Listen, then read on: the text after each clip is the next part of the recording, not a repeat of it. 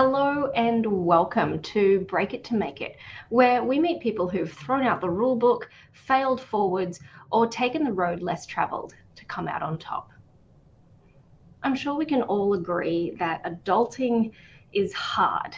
And today we're talking about the importance and power of play in living a well-rounded life and achieving your peak performance at work. Today's guest is a speaker, podcaster, game show host, and writer. You may recognize him as the host of the How to Succeed podcast. You may have heard him on the radio when he was an on-air personality, or you may have even seen him DJ as an opening act for Frankie Valli and Billy Idol. Please welcome to the show, Mike Montague of Playful Humans. Welcome. Hey, Fallon, so great to be here. I'm excited. I feel like we are talking to my people. I'm a marketing person, I'm an events person, and I'm definitely a fake it to make it, a make it to break it and then put it back together kind of again person. So I'm so excited to be here and looking forward to the conversation. Thank you. And I'm so excited as well. I love your story. You're such a multifaceted and engaging human being. And you also have a story that I just love. People may not know this about you, but take us back. You were actually fired live on stage in front of 4,000 people by Billy Idol. I'd love to learn a little bit more about that, but especially how that turned out to be one of the best things that could have ever happened to you. Yeah, I love telling this story mostly because I was fired, I didn't get paid. So this is how I get paid from the Billy Idol event. I get to leverage and tell the story for the rest of my life. But to make a long story short, his opening act got sick, and this was in like 2003. So not prime Billy Idol time, but they asked if I could come on stage and play some music. I was on the Retro radio station. I was Romeo on E105 playing music from Retro to Right Now. And I was the person that did the live events, the prize guy and live DJs. So I said, sure, I could do this. I love it. I'm in. I'm always like, go for it and see what happens. I never turn down a chance to be on a microphone or a podcast, coincidentally. So I jump up on stage and I talked to Billy Idol and his manager beforehand. It was awesome. He walked out and it was like, wow, there's a rock star. You got the bright white spiky hair and the black leather jacket and jeans. And you're like, man, this is awesome. This is a rock star. They said, don't play any Billy Idol songs. It's played mostly rock music because it's a rock show. And whatever you play on the radio is fine. I said, perfect. I got this. Keep in mind also, though, 2003, there is no Wi-Fi in the building, and I can only play the songs that I have with me. So I see the crowd. It's all soccer moms. It's, it's 2023. I'm like, these are my people in 2003. So I'm playing like Jesse's Girl and Jenny 8675309, and the crowd's loving it. But the manager comes out on stage and goes, we said play rock music like the Rolling Stones.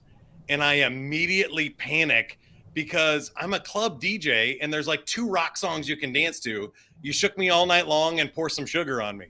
And those are for the strippers. And then I'm out. I play those 2 songs and I'm now about maybe 12, 15 minutes into an hour-long set. And I'm panicking. I'm flipping through all my CDs and seeing if I can find any songs. I find like a Rolling Stones song. I forget which one it was now, maybe like Sweet Emotion or something. And I play that and an Aerosmith song. And I'm about 25 minutes in. I go, well, I've played like 4 rock songs now. I can probably get away with going back to the retro music and it'll buy me another 5 minutes.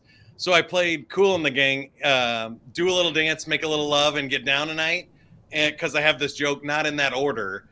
Save the making love for the end of the night, but feel free to do a little dance and get down if you want to. I play the song and then the lights come down. The music is off. I have no control over anything on stage. I look over and the manager just goes, you're done. And does the cutthroat sign. And I didn't have anything to do, but I picked up my stuff. I did not pass go. I did not collect $200. Snuck out the back and then went around to the front where the radio station was broadcasting. And they're like, you're done early. I'm like, yep, sure was. That was awkward. And what I learned that night, though, was that made me bulletproof as a performer. There's nothing that can happen on the show today here with you virtually, or when I go on stage for sales training, or I'm playing games and hosting game shows. Nothing really has been worse since that moment. I've been performing. I performed on 9/11. I performed in all kinds of different scenarios where fights broke out and I got maced because the cops were trying to break up the fight in front of me and they overshot and shot me in the face with mace while I was on stage, and I had to clean up and come back on later and stuff. And all of that just really built my confidence. And that's my lesson. First lesson here for everybody is you don't learn how to win and you don't learn how to be confident by doing it right. That actually builds imposter syndrome. What builds your confidence and what gives you actual credibility is when you blow it, when you fail spectacularly and survive and overcome that and keep going. That's when you really become bulletproof as a performer or a marketer or anything else that you want to do in life, I believe. I love that. Thank you so much for sharing that story with us. And the other ones, I feel like it's a two-beer conversation with you. I want to hear more about the Mace story, maybe at another time, because I think there's a lot more to that. I love how you talk about this story of, where growth exists and in that space. And talking about growth and what we're talking about today, there's that saying, it's don't grow up, it's a trap. What happens to us as grown-ups where we start sucking the fun out of everything? What happens to us? Why are we like this? Well, I think that's really the core of lesson number 2 here, is that a lot of people sacrifice the fun for safety and security. And we've all kind of been taught and brainwashed a little bit by well-meaning parents, right? They wanted to keep us safe and alive. So they say, and teachers, stay inside the lines, get in line, like don't go out, don't risk your emotions by doing something that might get you made fun of or might have you fail. Don't risk your body by doing, something crazy. And so they were trying to keep us safe. But what they inadvertently did was tell us that safety is better than actual enjoyment of our life. And all of the scientific research says the opposite is true. That if you think about the pandemic, it was a great example because did you notice that those 2 years felt like 2 months? They flew by because every day was repetitive. There was no novel experiences. We weren't creating new memories. So when older people look back on their lives, what they remember are those edge experiences, the super high times and the super low times. I can tell you more about the Billy Idol day than I can the day after it because nothing happened. I went to work. It was boring. I probably played some songs on the radio. I read a copy, for some advertisement and told people what the weather was. That would be my guess, but I have no idea what happened. But I can remember visually pictures of Billy Idol, of the scene, of the theater that we were in and what backstage looked like and all of that stuff because it was a powerful emotional experience. So when everything's the same, when everything's safe and everything's boring, life is not fulfilling. It's meaningless. We just delete those memories. We don't need them. But when we have fun, when we're engaged in life, when we're playing, when we're having really good times and really bad times, we're making new memories that actually make life fulfilling and make it more rewarding and interesting as we go along. And so somewhere we have to find that balance of providing, paying the bills, having nice, food and security and a nice home. But we also need to make sure that we value the novel experiences, the risk, that being able to fail, to do something interesting, and lowering the stakes on all of that security stuff. Because most of us will keep going. We will survive. But what's the point of surviving if we're just sitting in our basement watching Netflix every day? It's true. I love people who focus on thriving versus just surviving. And something that we've talked about before is these different types of feelings of safety as well. You talked a lot there about, I think, what's that, economic stability and safety. As we get older, people rely upon us. We've got to put food on the table. Some of us have children, and providing this stable economic type environment is super important. But what about psychological safety? Mm-hmm. What people think about us. Can you talk a little bit about the process that we go through as humans, on when does that change for us and what impact does that have on sucking the fun out of things? Yeah, it's such an interesting question because for me, there are several things that are just ironic processes of life. The philosopher Alan Watts called them the backwards laws. And what that means is you think you get more security by fitting in, but the opposite is actually true. When you stand out, you get more opportunities, you get more security because you're not in relying on other people or trying to follow the rules or having somebody else change the game, right? So in my career, I always had more than at least two jobs, sometimes up to three, where I was on the radio, I was designing websites, I had my own internet radio station, I was performing in bars and clubs. So if one of those jobs I get fired from, guess what? Maybe I lose 25 to 40% of my income, but I get to keep going with the rest of it.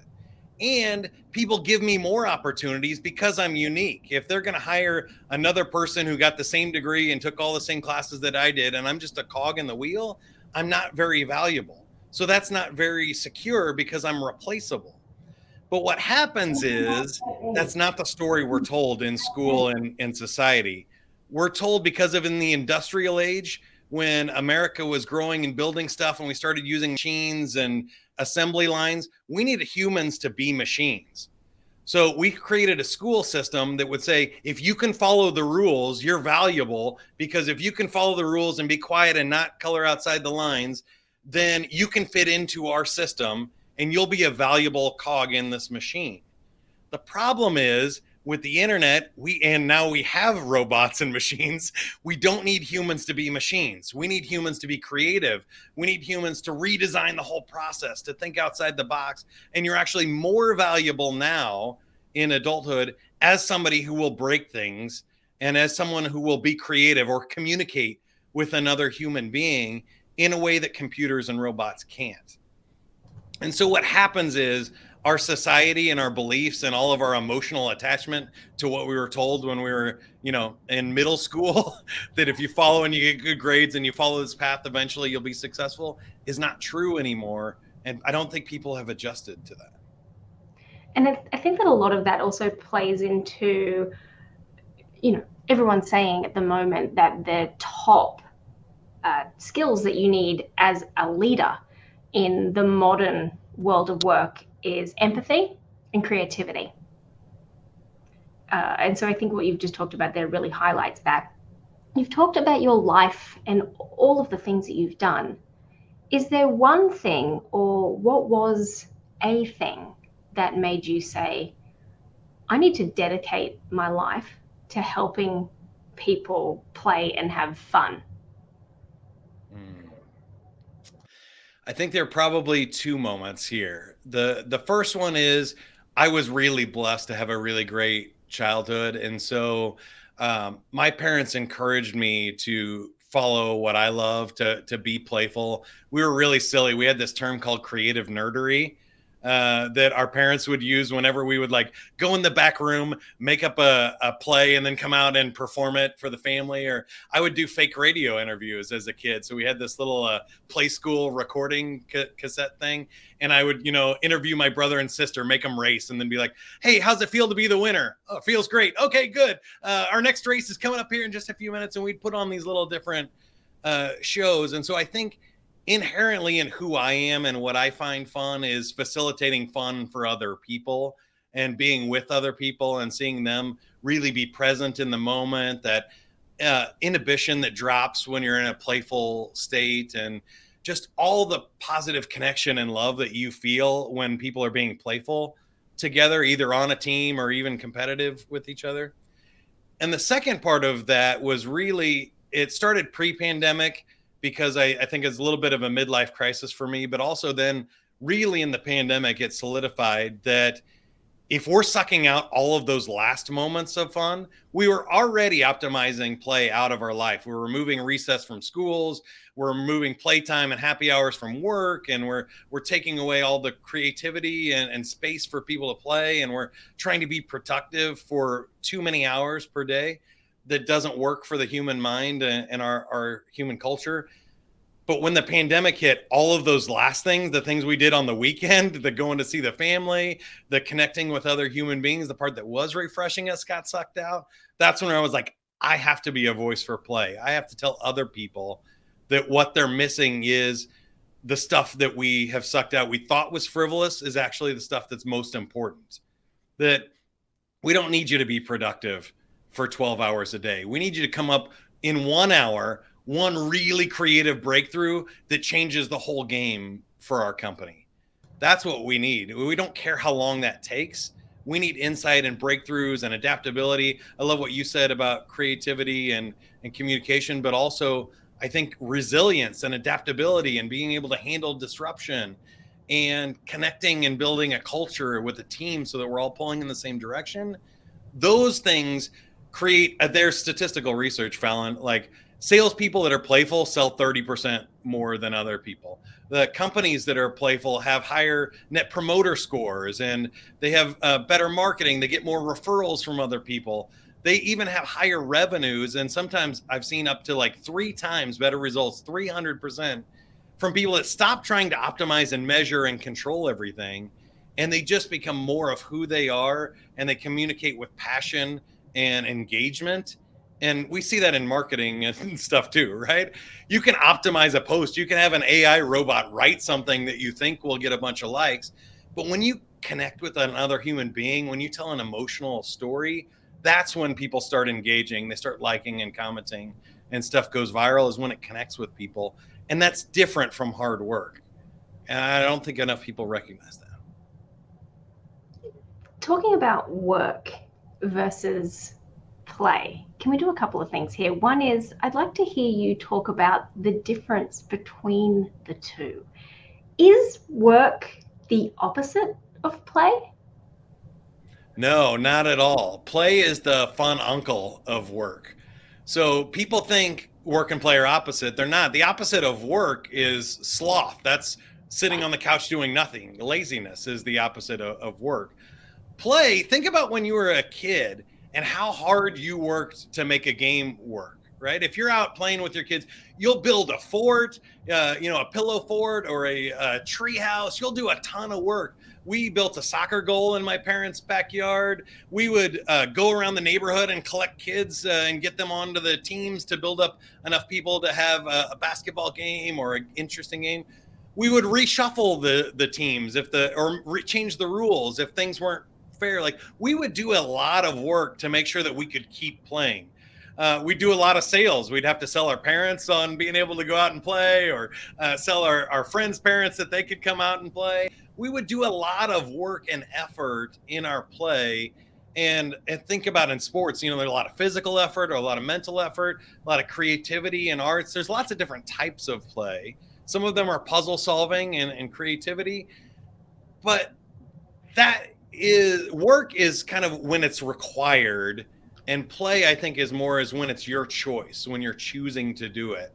And I think that's a big difference for people in our workforces these days is your company telling you you have to do this for 8 hours a day, or are you choosing to spend as much time as you want on the activities that you want, that bring you joy, that you're good at, that you feel like are bringing value to the company, to your clients, and to the world.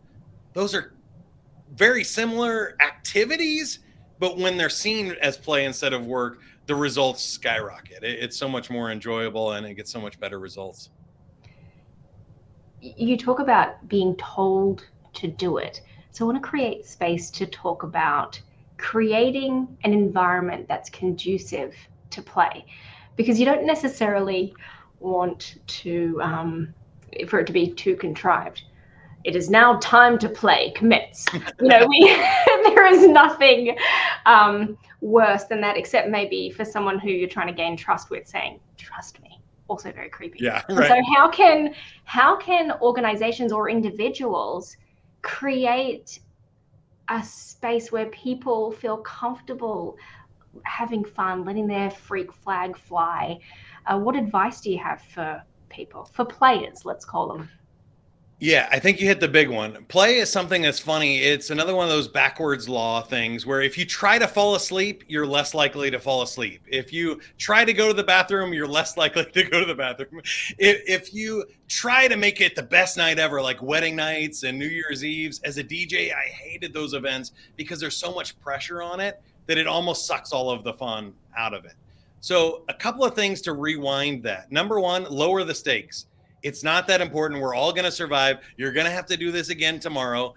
Take all of the pressure off of it. When you put deadlines on yourself, when you're working too hard at things, your brain actually shuts down. There's scientific processes here. Cortisol goes up. You narrow your focus on one right answer that allows you to survive, and you lose all the peripheral vision, all the blood flow to your brain, and all the good chemicals that allow you to see things creatively. So, lowering the stakes and then creating more, thinking about just taking more swings at it. Instead of one right answer, how do we come up with 10 bad ones? If we create more options for ourselves, then we can sort through those and we can start thinking more laterally than just like vertically and narrowly. And I think the other thing from that is starting to accept that less is more. Sometimes it's really hard for people.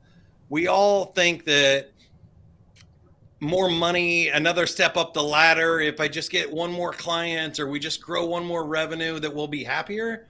But at some point, you have to choose to be happy with what you have.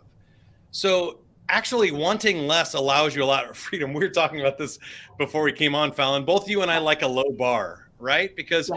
once I cross the bar, then I can go for the moon. I can shoot for it. Be like, hey, I know I've got my bills covered. I can take some bigger risks here. Or I know that I'm not going to lose my job. I can take a big swing. But when we set the expectations so high that we can't ever live up to them, then all we do is fail and stress ourselves out. So I think you have to decide what is the perfect career for you, what's the perfect amount of money for you, what's the lifestyle you want, what kind of business that you want. I think our society always says we need to scale and be the next Amazon, and all that does is eliminate opportunities for enjoying what we have now and stuff. And then I think finally there are two things that are kind of loopholes.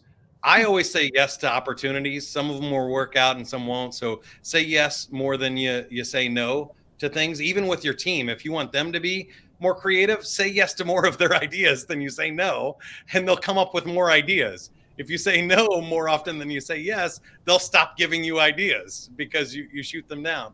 So there's some of that. The other one is it's a loophole in our society that hasn't gotten sucked out yet, that is gifts and invitations. Is when you require somebody to do something, they don't want to do it. They push back. We're all kids, right? The reverse psychology works. Your mom just told you to go clean your room. The last thing you want to do is clean your room. But if you invite someone to a party, they can say yes or no, and there's no pressure on that. There may be some small societal pressure, but if we invite them to be playful, if we invite them to participate on this project rather than telling them it's mandatory and required, they'll be more likely to join us in this party and come in on it. The second one is gifts. So when we give someone a gift, it's no obligation. It's here. I made this. If you like it, great. If you don't, regift it. I don't care. And I think if we think about our work like that as a gift to our clients and to other people, and that if they want to compensate us, then great. If they love it and they want to do it again, perfect. But I got to do the part that I love. I got to make the gift. And that's what I love about doing podcasts or events like this or hosting game shows. I have fun doing the game show. That's all that matters to me. If I make enough money that I get to do it again tomorrow, then great. That's all that I needed. So give more gifts to people. Think of your work as a gift and just give it away. And you'd be surprised in what you get in return. And same thing, if you invite people to join you on the mission, the journey, or in a playful spirit, people want to play too. We all want to be happier. We'd rather not be stressed. It's just we're not given that option very much. I love those tips around gifts and play and the way that you phrased that.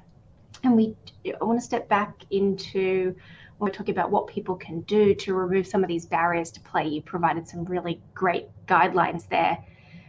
And can we talk a little bit about removing any sort of punitive elements to create a space where failure is allowed. What's your advice for organizations? Because I hear some people, they don't want to stick their neck out, they don't want to provide the ideas, they don't want to swing big in case they miss because they're on performance metrics, or there is some sometimes quite real, not just perceived Yeah. consequences. Man, that is a tough one for individuals, I think, because it's so emotional and people are at different stages. What I can tell you is on my podcast, Playful Humans, I've interviewed like over 150 people now that have all made careers by taking risks, playing, doing what they love. People are doing it. So it is a possibility for you. I can't say that it's a possibility of your organization. They might be very traditional. They might be on hard metrics. They might see you as a cog in the wheel. And so your choice then becomes, do you want to be a cog in that wheel or do you want to do something creative and playful? I believe that the people that move up are the ones that take the risk, that can handle that can fail and say, hey, I tried it. It didn't work out. Let me try again. And here's what I learned. And so there are some different things. I like using hobbies. I like taking risks outside of my day job first, because then if this experiment fails, nobody really noticed. Podcasts are a great thing for me. I always use this example because if you do a podcast that fails and nobody listens to, how many people knew that was a failure? Nobody listened. There's literally no downside. I can do the worst podcast ever. Maybe two people noticed because it was terrible. So I can take a lot of swings over there. Now, if I have a day job and I host the How to Succeed podcast for Sandler, that has 50,000 listeners a month. I probably don't want to do something stupid on that one, although I often do. I don't I don't want to lose that audience because I have something built there. So find places where it's safer for you to experiment and learn along the way. And then I think the big picture stuff is you have to decide, do you want a company that has a bunch of people that don't care about their job, that they're burnout and they're just robots, and when they burn out you can plug them in with another one? Or do you want to be a leader that creates a safe space for creativity, for people that are engaged in their job, that they have fun at work, and that everybody wants to show up to? And do you want to be that person who shows up with your full heart and authentic self to your job? I think it's a much better option, even if temporarily the job that you're in doesn't fit that and isn't allowing it. But most of the time, people don't really hate that. What they don't want is incompetence. They don't want people putting their job at risk. They don't want people going too far. But most of the time, if you're doing it authentic and what you're good at, people want that. They want more of your whole self. And so I'll end with one great quote. Howard Thurman used to be a Supreme Court justice. He said, don't ask what the world needs, ask what makes you come alive, because what the world needs is more people who have come alive. And I think if you think about that with your job, your company, or your clients, what the world needs is more people who are doing awesome things. And so even if that company doesn't need it, the world needs more people doing awesome things and people that have come alive. And happiness is contagious. I think the science is clear on that. You touched on it a little bit before, but can you talk about the relationship between play and happiness and what the data tells us about making this change in your life? It's incredible. It's been incredible for me. I have found and lost it a couple of times in my life. In college, I got burnt out. I didn't do well in a big school. I had a terrible semester. All kinds of bad things happened. Um, we don't have time to get into all those, but but I was able to find my way back through play and becoming a karaoke DJ and then getting on the radio and stuff. And then same thing as I moved into the corporate world and started moving up, I just found myself starting to buy into all of that hype of climbing the ladder. And I'm not saying I got to the top of the ladder or anything, but I got high enough to see that all there was were more ladder. And that ladder really isn't leaned against anything. But when you find your own personal happiness, when you engage in play, I think that is your authentic self. I think remembering who you were in your childhood at 10 years old and what really made you the most happy. If you loved Lego or Care Bears or animation and drawing, or you loved puzzles, or you loved sports, finding out what that was, is that was probably your best whole self. That was when you were in the present moment, when you were being the best version of you. You were being healthy, you were creating sustainable habits, you were doing things that you felt like were worthy of your time and attention. And I think that's really what matters. And all of the studies and research show it. Google the stats. You can name any of them. Happy people smile more, which means they're ranked more physically attractive. They have more sex. They make more money. They get more referrals. Like they're lower weight because they're more active. I mean, it's crazy across the board. All the studies show that play is healthier than what we're currently doing, but we just haven't gotten to see that as a priority because we think it's frivolous. And I think because it's frivolous, it's actually what makes it the most important thing in our lives. And I think I've said one more thing about 3 times now, but last one, every mammal on the planet plays. You can find videos on YouTube of dolphins playing with balls, of dogs with bulls and cows playing with balls. Every human or every mammal on the planet speaks ball. We all speak ball. We all want to play because it's something that's inherently built into us. And I don't want to get too philosophical, but I believe that that's what life is for. It's to be enjoyed. It's to dance while the music is playing. And anything else is really just scorekeeping. Money or work or power is just trying to compare yourself to other people and not about enjoying the ride while we're here. You've given us so much to think about today, Mike. Thank you so much. I'm feeling inspired, and I know that many of our listeners will be as well. Before we leave you here today, for those of us who are ready to just kick some doors down and get playful, what's the one thing, just the one small thing that we could do today to get started on our own playful journey? I would say find a hobby that you're doing just for you that you don't tell anybody about. You're not trying to sell it or monetize it or show it to anybody or get props from your friends or family. Just something that is specifically for you because you love doing it, and do that instead of watching the next season on Netflix today. That is fantastic advice. Mike Montague, you've been amazing. Thank you so very much for joining us today. Listeners, if you would like to hear more from Mike and take your first step towards a more playful life, go over to his website, playfulhumans.com, and take the quiz and get on the socials and let us know what your results are.